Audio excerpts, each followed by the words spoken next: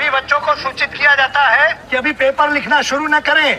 अभी थोड़ी देर में यहाँ से सवालों के सही जवाब दिए जाएंगे। इस साल के पेपर में कोई भी बच्चा फेल नहीं होगा, क्योंकि नकल कराने का ठेका हमने लिया है। तो पापा के शेरों और पापा की परियों, आपका फिर से स्वागत है एक और नए धमाकेदार धुआंधार वीडियो में। इस वीडियो देखने के बाद आपके बल्ले बल्ले और मौज होने वाली है।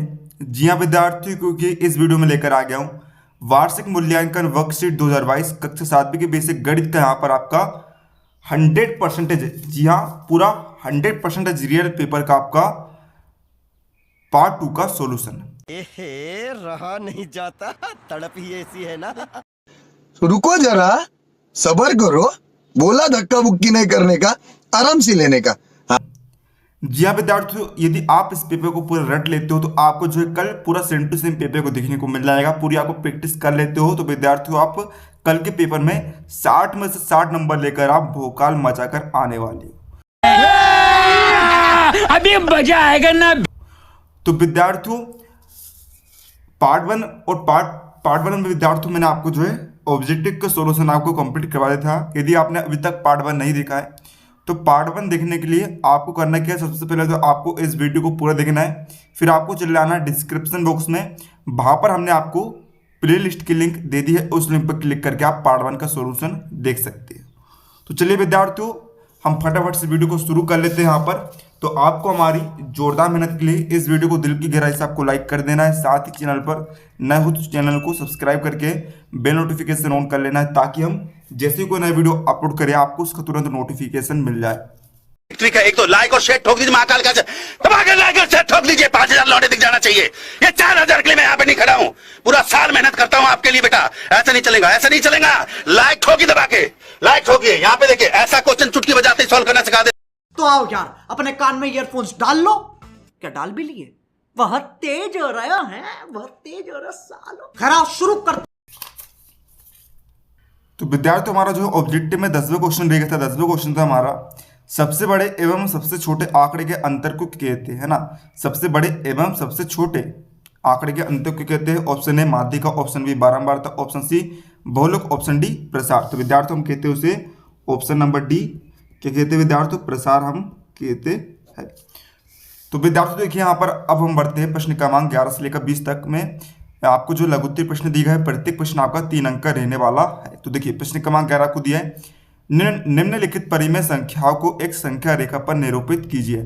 पहला 3/4, दूसरा 1/2। तो देखिए पहला हम निकालते हैं 3/4। जब आप 3 में 4 का भाग दोगे तो विद्यार्थी को कितना आएगा, 0.7 आएगा। अब देखिए संख्या रेखा आप इस प्रकार बनाएंगे। संख्या रेखा क्या होती है विद्यार्थियों, बीच में जो होता है 0 संख्या होती है। दाएं तरफ जाने पर जो है धनात्मक संख्या होती है, जैसे कि 1 2 3 4। बाएं तरफ जाने पर ऋणात्मक संख्या होती है, जैसे कि ऋण 1 ऋण 2 ऋण 3 ऋण 4। ठीक है, तो हम इसी में जो है प्रदर्शित यहाँ पर करेंगे। पहला आपका कितना निकला है, 0.7। तो देखिए 0.7 क्या है, धनात्मक है। धनात्मक वाली संख्या जो है दाएं तरफ में जाएगी, धन वाली संख्या तरफ जाएगी। तो देखिए यहाँ पर आप मिला लीजिएगा है ना, कहाँ पर आएगा 3/4 लगभग में आएगा आपका, यहाँ पर है ना 3/4 आएगा। ठीक है, इस प्रकार दूसरा आपको दिया 1/2। तो विद्यार्थी देखिए जब आप 1 में 2 को भाग देंगे तो कितना आएगा, 0.5 आएगा। मैं आपको समझा इसलिए रहा हूँ ताकि आपको जो है रटने की आवश्यकता ना पड़े, आप बिल्कुल समझकर इसे प्रैक्टिस कर पाए। तो देखिए 0.5 यानी कि एक और 0 के बीच में आएगा 0.5। तो देखिए विद्यार्थी इस तरह से आप यहाँ पर 1/2 लगा देंगे। तीसरा है ऋण 3/4। जब आप ऋण 3 में 4 का भाग देंगे तो आएगा ऋण का 0.7। ऋण वाली संख्या है इसलिए जो है बाएं तरफ में आएगी। तो यहाँ पर देखिए इस तरह से आप ऋण 3.4 यहाँ पर कर देंगे। ठीक है, गिन के देख लीजिए, ये 0.1 होगा, ये 2 होगा, 3 4 5 6 7, इस प्रकार आपका आ जाएगा। प्रश्न 12वां में दिया है 4x4 के लिए 2 आधार 2 लेते हुए घातांक के रूप में लिखिए। ठीक है, तो देख लेते हैं हम इससे आपको किस प्रकार हल करना है। देखिए 4 को आपने लिखा 2x2, यानी कि हम 2x2 को हम लिख सकते हैं 2 की घात 2। तो यहाँ पर देखिए विद्यार्थियों आप 4x4 को लिख सकते हैं 2 की घात 2 गुणित 2 की घात 2 गुणित 2 की घात 2। ठीक है, यानी कि विद्यार्थियों में जो है इसे आधार 2 का घातांक रूप लिखना है। ठीक है, तो देखिए यहाँ पर आपको ये दिया गया है। अब एक फॉर्मूला क्या होता है, यदि आधार समान हो तो जो घातें आपस में जुड़ती है, यहाँ पर देखिए आधार समान है, आधार कितना है 2, तो घातें जो है आपस में जुड़ जाएगी। तो देखिए हमने लिखा 2 की घात, इन सभी को जोड़ दीजिए, 2 धन 2 धन 2, तो देखिए 2 की घात कितनी आएगा यहाँ पर 6 आएगा। ये आपका प्रूफ यहाँ पर हो जाएगा। और 2 की घात 6 को हम कहते हैं 32, और जब आप इसमें भी गुणा करेंगे तो आपका वही आएगा। ठीक है, अब देखिए प्रश्न क्रमांक 13 में दिया है, रीमा के पिता की आयु 49 वर्ष है, उनके आयु रीमा की आयु के 3 गुणों से 4 वर्ष अधिक है, रीमा की आयु ज्ञात कीजिए। बड़ा इसी है, हमें क्या ज्ञात करना है, रीमा की आयु ज्ञात करना है। ठीक है, तो देखिए हम मान लेते हैं कि रीमा की आयु कितनी है, x वर्ष है। अब यहाँ पर सवाल क्या कह रहा था कि सवाल के अनुसार हमें दिया है कि जो रीमा की आयु है, जो पिता की आयु है, रीमा की आयु के 3 गुने से 4 अधिक है, यानी कि रीमा की आयु कितनी है x, उसकी 3 गुना, यानी कि 3 का गुणा कर दिए से 4 अधिक, यानी कि हमने 4 उसमें जोड़ दिया, धन 4 कर दिया, इतनी है वर्ष है। ठीक है, तो यहाँ पे हमें दिया है रीमा के पिता की आयु कितनी है 49 वर्ष, यानी कि आपको हम करें क्या, हमें जो रीमा की आयु दी थी हमें निकालना है, तो हम निकालते हैं यहाँ पर किस प्रकार से, जो पिता की आयु दी गई है 3x धन 4 किसके बराबर है, 49 के बराबर है। तो हम यहाँ पर x का मान यदि हमने ज्ञात कर लिया तो जो है रीमा की आयु निकल जाएगी। तो देखिए यहाँ पर हम x का मान निकालेंगे, तो देखिए 3x बराबर 49 में 4 को घटाया, यहाँ पर आ गया 45, 75 कर दिए 4 का दाएं तरफ। ठीक है, तो देखिए यहाँ पर हम x का मान निकालेंगे, तो देखिए 3 जो है x के गुणे में है, तो इधर जाकर भाई बटे में हो जाएगा 45/3, 45 में 3 का भाग दिया, यहाँ पर आ गया 15, यानी कि रीमा की वर्तमान आयु विद्यार्थी कितनी होगी, 15 वर्ष होगी।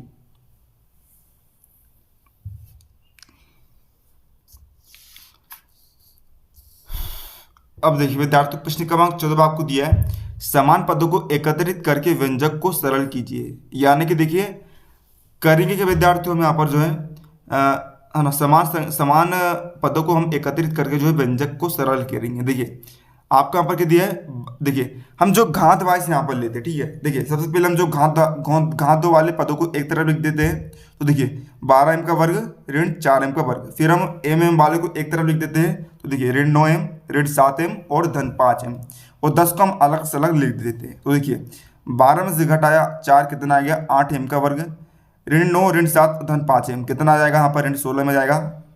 ठीक है, और इसको हल करेंगे तो ऋण का 12 में जाएगा धन 10, तो ये आपका उत्तर यहाँ पर हो जाएगा। प्रश्न क्रमांक 15 में दिया है, यदि a बराबर 2 एवं b बराबर 2 है तो a² plus ab plus b² का मान ज्ञात कीजिए। तो यहाँ पर आपको a बराबर दिया है 2 और b बराबर भी आपको दिया है 2, तो फॉर्मूला क्या होता है, a² plus ab plus b²। Simply से आप क्या करेंगे, a और b का मान इनमें पुट कर देंगे। तो देखिए a का मान है 2, तो 2 का भाग धन, इसी प्रकार यहाँ पर a का 2 b का 2 धन, b का मान है 2 तो 2 का वर्ग। तो देखिए आई इसका आगे आप सरल कर देंगे, तो देखिए 2 का वर्ग कितना होता है 4 धन 2 दूनी 4 धन 2 का वर्ग 4, 4 से 16, 16 4, 3 को जोड़ने पर यहाँ पर जाएगा आपको उत्तर 12। इस प्रकार आपको हल करना है। अब देखिए विद्यार्थी प्रश्न क्रमांक 16 आपको दिया है, यदि किसी त्रिभुज के 3 कोणों का अनुपात है ना, यदि किसी त्रिभुज के कोणों का अनुपात कितना है 2:3:4 है, तब उसके प्रत्येक कोण का माप क्या होगा। हमें जो है प्रत्येक कोण की माप ज्ञात करनी है, तो हम मान लेते हैं कि त्रिभुज का कोण क्या है x है, त्रिभुज का प्रत्येक कोण हम मान लेते हैं x है। तो अनुपात आपको क्या दिया है, तो अनुपात हमें मानना पड़ेगा 2x अनुपात 3x अनुपात 4x। तो जैसे कि आपको पता है त्रिभुज के तीनों कोणों का योग जो है 180 के बराबर होता है, यानी कि हम तीनों भुजाओं को जोड़ देंगे तो ये 180 के बराबर होगी। तो देखिए जोड़ दिए हमने, इनको जोड़ दीजिए 2 3 और 4 को, यहाँ पर आएगा 9x बराबर 180। तो हम यहाँ पर यदि हमने x का मान निकाल लिया तो जो है प्रत्येक कोण का माप ज्ञात कर सकते हैं। तो देखिए